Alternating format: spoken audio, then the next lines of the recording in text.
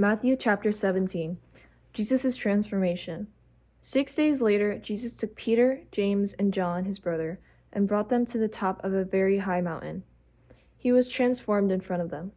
His face shone like the sun, and his clothes became as white as light. Moses and Elijah appeared to them, talking with Jesus. Peter reacted to all of this by saying to Jesus, "Lord, it's good that we're here.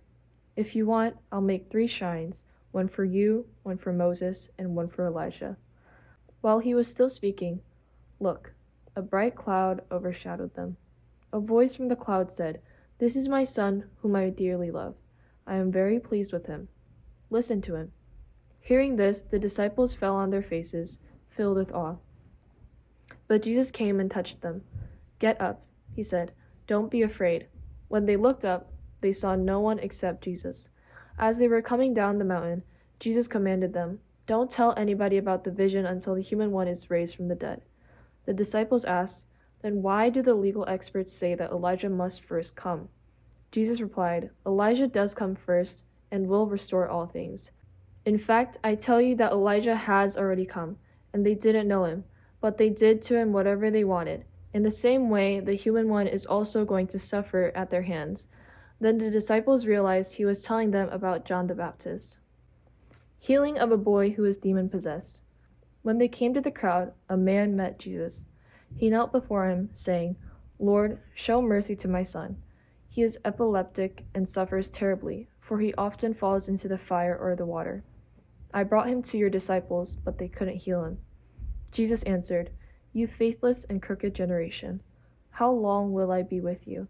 How long will I put up with you? Bring the boy here to me." Then Jesus spoke harshly to the demon, and it came out of the child, who was healed from that time on. Then the disciples came to Jesus in private and said, "Why couldn't we throw the demon out?" "Because you have little faith," he said. "I assure you that if you have faith the size of a mustard seed, you could say to this mountain, 'Go from here to there,' and it will go. There will be nothing that you can't do." Second prediction of Jesus' death and resurrection.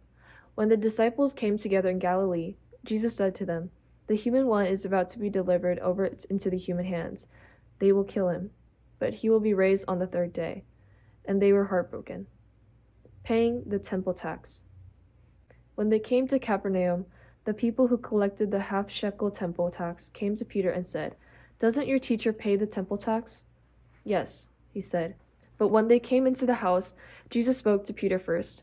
"What do you think, Simon? From whom do earthly kings collect taxes? From their children or from strangers?" "From strangers," he said. Jesus said to him, "Then the children don't have to pay.